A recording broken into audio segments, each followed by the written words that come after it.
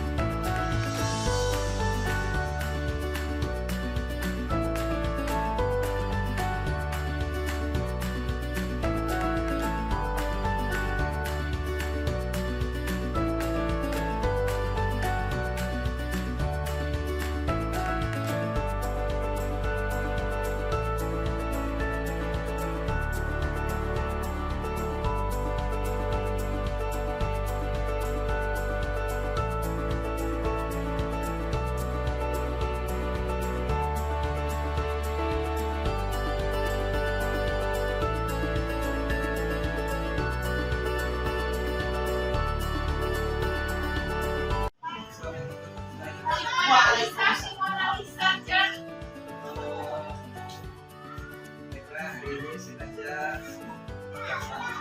minggu PKG SD 3 Pasar ini terkait dengan gerak kata 7. Bersyukur kita ucapkan kepada Allah SWT dan sehingga kita bisa bersyukur di ruang ini. Salawat yang kita sekarang kita ajarkan kepada kita yang tidak dibesar. Di sini saya akan yaitu kasih data saya 4 positif. Harapan kita semua bisa berbagi terkait dengan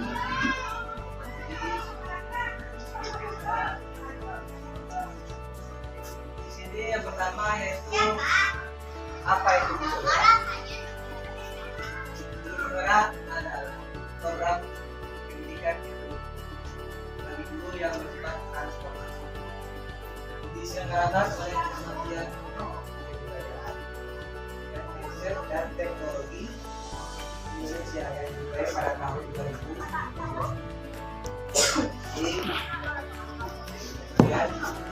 Selanjutnya itu program guru penggerak ada 3 paket modul, 1, 2, dan 3.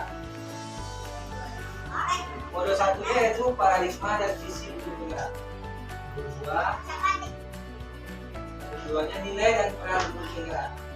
Modul 1-3-nya visi guru penggerak. Dan modul 1-4 adalah budaya positif. Sekarang saya akan sampaikan tentang budaya positif. Modul keduanya situ guru penggerak secara umum ya, yaitu 21-nya pembelajaran referensi, modul 22-nya itu pembelajaran sosial dan emosional, modul 23-nya itu coaching. Itu ya modul 2. Sebelum lanjut kita masih bulan depan. Modul 31-nya itu mengambil keputusan sebagai pemimpin pelajaran. Modul 32-nya pemimpin dalam pengelolaan sumber daya. Dan modul terakhir yaitu pengelolaan program yang berdampak pada murid. Selanjutnya akan melihat yaitu tentang budaya positif di modul 1-4 tadi. Terkait dengan budaya positif, konsep-konsep budaya positif ada 7.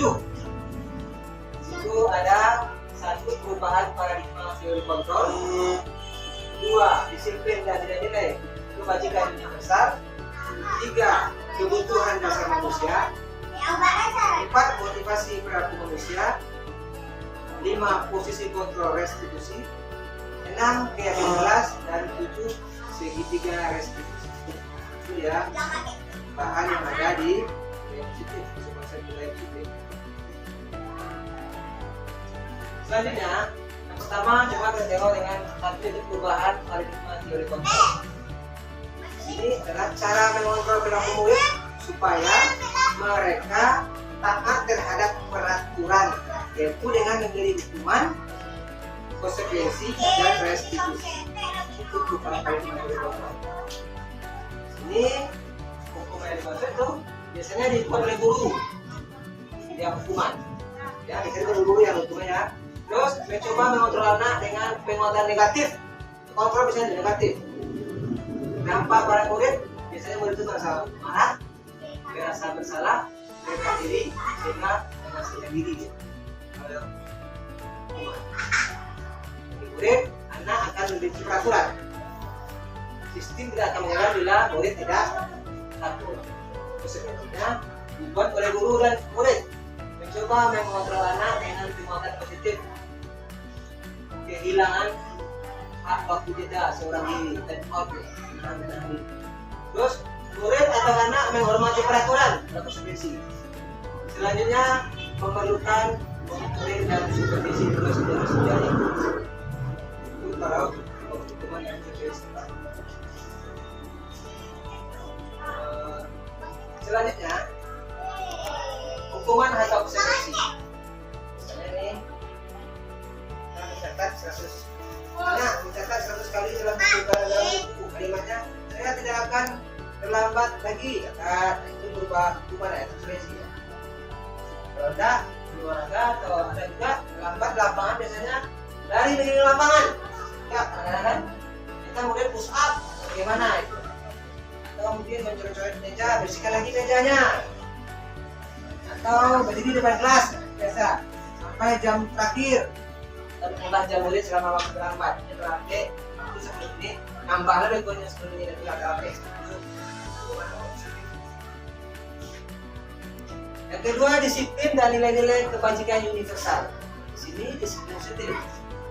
Positif merupakan pendekatan mendidik anak untuk melakukan kontrol diri dan pembentukan kepercayaan diri. Jadi, nilai-nilai yang ada itu nilai kebajikannya sifat positif manusia yang merupakan tujuan mulia yang ingin dicapai setiap individu manusia. Itu yang nilai kebajikan ini misalnya ingin dicapai. Oke. Yang ketiga yaitu kebutuhan dasar manusia menurut William. Manusia itu ingin bertahan hidup, pasti ya. Ingin kasih sayang, diterima di lingkungannya. Ingin bebas, ingin senang, ingin penguasaan. Oke. Presiden dikasihkan kebutuhan dasar manusia. Misalkan Pak Andi, guru olahraga SD Bangsa, sedang bingung menghadapi tulah salah satu murid di kelasnya yang bernama Budi. Beberapa kelas mendatangi Pak Andi dan melakukan sikap Budi dan mengeluhkan sikap Budi yang seringkali meminta bekal makan siang mereka dengan paksa. Paksa. Jika kita menghadapi situasi begini, apa yang menurut Anda kira-kira apa? Apa kira-kira alasan dilakukan? Biasanya tadi kita balik belakang. Saya masih ada. Jawaban Budi ini sebagai berikut, jawabannya. Karena dia lapar, dan orang tuanya tidak membekalinya dengan makanan. Lapar balik kan dengan bekali dong. Itu ingin hidup aja. Bekali itu dia lapar. Yang kedua, karena dia merasa senang, temannya jadi memperhatikannya. Ada juga ada kan? Sehingga dia ingin kasih sayang, terima di lingkungannya. Ada. Karena temannya ditakut kepadanya dan mengikuti keinginannya. Kekuasaan aja. Keempatnya merasa bosan dengan bekal makannya dibawakan ibunya di rumah. Itu saya mau diajak ke rekreasi sehingga dia nanti makan kawan. Itu untuk bebas, ini bebas. Yang kelima, iseng kan berarti ekspresi banyak kawan-kawannya kesal sama dia kan. Betul kesenangan dia usir dia. Selanjutnya keempat, motivasi perilaku manusia. Motivasi merupakan dorongan yang timbul pada diri seorang secara sadar atau tidak sadar. Ada awalnya sadar, ada yang tidak sadar. Untuk melakukan suatu tindakan dengan tujuan tertentu. Jadi, sebenarnya untuk menghindari tindakan teman, untuk mendapatkan imbalan atau penghargaan dari orang lain, kan ada tujuannya itu. Untuk menjadi orang yang mereka inginkan dan menghargai diri sendiri. Sini, contohnya sini. Murid melakukan disiplin karena dia takut dihukum. Itu kan dihukum. Berarti dia bukan dari dirinya, takut ada hukuman sehingga dia melakukan itu ekspresi di luar. Dia di luar. Untuk mendapatkan imbalan. Murid melakukan disiplin karena ingin mendapatkan imbalan. Inilah dari sehingga dia melakukan pikiran disiplin. Masih ekspresif. Yang dalam diri untuk menjadi orang yang mereka inginkan dan menghargai diri sendiri dengan nilai yang mereka capai. Murid melakukan disiplin karena sadar akan nilai kebajikan dirinya masih implisit di dalam diri. Oke, yang kelima yaitu posisi kontrol. Ada 5 juga. Penghukum, membuat rasa bersalah, teman, pemantau, manajer. Apa itu penghukum? Sini, penghukum, guru menghardik, menunjuk-nunjuk, menyakiti dan menyindir, itu masuk ke hukum deh. Dia berkata, kalau kamu tidak melakukannya, saya akan mereka saja. Sehingga hasilnya murid berontak, kedendam dan menyalahkan orang lain. Itu dampak hasilnya. Dampak pada murid mengulangi kesalahan beberapa kali perilaku sering agresif, bahwa salah kadang-kadang nggak sadar kan anaknya suka kecil dalam diri dia sehingga dia agresif. Murid akan berkata, saya tidak itu yang hukum. Membuat rasa bersalah. Guru berceramah menunjukkan kekecewaan yang mendalam. Guru berkata, kamu sudah mengecewakan bapak ibu. Hasilnya murid menyembunyikan, menangkal dan bohong. Kalau merasa bersalah, nampaknya pada murid merasa rendah diri, gagal di dalam menghadapi ini. Dia berkata, kali ini maafkan saya ya, kali ini itu diucapkan. Dia merasa bersalah. Dia berkata, maafkan saya. Oke, teman. Kalau teman, guru membuatkan alasan-alasan untuk muridnya. Guru berkata, ya sudah, nanti ibu bantu bereskan. Hasilnya murid akan ketergantungan. So bisa itu kalau ibu menelepon. Itu sebagai teman. Dampaknya pada murid apa? Murid tidak terbiasa mandiri dan tidak bisa memutuskan. Ya. Dia akan berkata, saya pikir bapak ibu teman saya, gitu kan? Mereka dekat kali ya. Oke. Pemantau. Kalau pemantau di sini dulu itu kan mengukur ya saya. Atau pantau saya. Guru berkata, apa yang akan kamu lakukan? Hasilnya murid akan ketergantungan juga. Dampak pada murid akan menyesuaikan bila diawasi. Jadi pantau. Kalau ada guru awasinya dilakukan apa yang sudah. Iya. Murid akan berkata, jika saya sudah melakukan hal tersebut, saya akan melakukan apa? Tidak pakai ucapan. Oke, yang kelima yaitu manajer. Manajer yaitu guru mengajukan pertanyaan-pertanyaan. Sehingga dia berkata begini, kalau kamu meyakininya, maukah kamu memperbaikinya? Hasilnya nanti menguatkan watak atau karakter murid. Dampak pada murid, mengevaluasi diri, bagaimana menjadi pribadi yang dia akan berkata, saya akan memperbaiki kesalahan saya dengan itu yang berubah. Nah, posisi belajar. Oke, yang keenam yaitu keyakinan kelas. Keyakinan kelas adalah nilai-nilai kebajikan universal yang disepakati secara tersirat dan tersumbat. Lepas dari latar belakang suku, negara, bahasa maupun agama yang jadi keyakinan kelas adalah kesepakatan dibuat berdasarkan nilai-nilai kebajikan universal. Seseorang akan lebih tergerak dan bersemangat untuk menjalankan keyakinannya daripada hanya sekedar mengikuti serangkaian peraturan tulis pada masa. Tulis-tulisnya kan, tapi tak diarti. Tak yakin, kelas. Kita akan menjawab gini. Prosedur penentukannya kita bisa nanti mempersilakan murid-murid tersebut untuk bercurah pendapat tentang peraturan yang kita sepakati di kelas kita teman-teman. Apa peraturan yang harus kita tutup? Nilai-nilai positif yang terkandung dalam sini bisa kita sudah masukkan murid itu di tulis. Nah, sehingga dia nanti dari awal sih munculnya dulu, dari dia yang muncul juga. Kalau kita buat nanti tidak kesepakatan gitu, peraturan dari guru. Kalau kesepakatan antara dua belah pihak. Kita contoh kalimat negatifnya, jangan berlari di kelas. Itu satu kata-kata. Kalimat positifnya berjalan lagi di kelas. Itu yang bisa kita lakukan. Jadi keyakinan kelas. Video kembali daftar surat terdapat pancangan yang tercatat tadi. Peraturan kita buat. Video ulang keyakinan kelas bersama-sama. Setelah keyakinan kelas sebagai buat, maka sekolah yang kelas silakan ulang dan sepakati bersama. Keyakinan kelas selanjutnya bisa didapatkan di program yang mungkin pada keyakinan itu kan. kalau dia datang, pertama pastikan kelas kita bersih. Muncul dari dia. Jadi apalagi kira-kira ya, tidak boleh datang terlambat. Nanti kita tengok aja. Silakan sehingga kita harus kita mampu terlambat. Munculnya dari dirinya karena kita sudah ada kesepakatan bersama.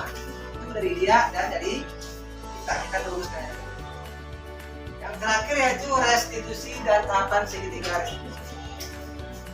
Ini restitusi adalah proses menciptakan kondisi bagi murid untuk memperbaiki kesalahan mereka sehingga mereka bisa kembali pada kelompok yang terjadi. Tahapannya itu menstabilkan identitas anak, menstabilkan identitas lagi, supaya tidak akan salah, koreksi melakukan kesalahannya, meyakinkan, menanyakan keyakinan sehingga dia berubah. Kita nggak boleh mengintervensi tadi kan, bukan dia. Di sini stabilitas bertujuan untuk mengubah identitas anak dari yang gagal karena melakukan kesalahan menjadi orang yang sukses. Kegagalan itu membuat dia sukses. Evaluasi yang salah dan memahami kebutuhan dasar apa yang mendasari sebuah tindakan. Pahaminya salah sehingga dia sukses. Yang mendasari tindakan. Selanjutnya itu menanyakan keyakinan. Tujuan dengan nilai-nilai yang tidak dan itu maka kita. Di sini saya mencoba kemarin ada menyelesaikan kasus anak kelas 5. Saat pelaksanaan ujian semester, dia melihat jawaban catatannya. Sebagai guru kita harus menyelesaikan masalah dengan kapan segitiga. Karena jelas anak, kamu dia pengen dihargai, dia pengen juga disampaikan ke anak. Kadang-kadang ada alasan tertentu. Oke, dan lagi sekian dulu yang kedua. Kemarin saya coba saat pelaksanaan ujian anak kita terlambat itu, sehingga dia terlambat menyelesaikan ujian. Dulu kita menyelesaikan kesalahan yang baik, itu yang kita antisipasi. Sehingga nanti dalam apa bisa juga diskusi anak yang tadi terlambat dibawa dulu dan disampaikan ke ruangan mereka dapat tanya kenapa, sehingga nanti dia muncullah kesalahan itu, ada rasa bersalah karena dia terlambat. Alasannya kita tahu kan, sehingga besok harapannya apa ke depan kita terima dulu. Ini dengan kesalahannya besok bapak dia tidak akan salah lagi dan depannya dia akan lebih baik. Oke, di sini kemarin juga ada lakukan. Oke, terima kasih. Itulah hasil penyampaian materi tentang budaya positif modul 1/4. Kalau juga ada kalau Bapak Ibu ada masukan atau saran, mohon sampaikan. Saya tidak seperti ya. Di sini menyampaikan berupa pertanyaan atau yang berupa pertanyaan. Yang pertama, bagaimana cara mencapai merdeka belajar ini? Merdeka belajar, murid apa syarat utama yang harus kita lakukan? Terima kasih Bu Wiwi. Ini terkait dengan apa tadi? Disiplin itu kunci utamanya. Disiplin yang kuat yang muncul dari diri anak tersebut dalam internal dirinya. Bukan harus dari bapak ibu guru, dari teman, orang tua. Itu kita tegakkan, yaitu disiplin yang kuat sehingga anak itu bisa memotivasi dirinya sendiri. Dan tidak terlambat, sehingga anak tersebut bisa melakukan perubahan dengan terkait dengan disiplin. Terima kasih Bu, terima bagus. Lanjut.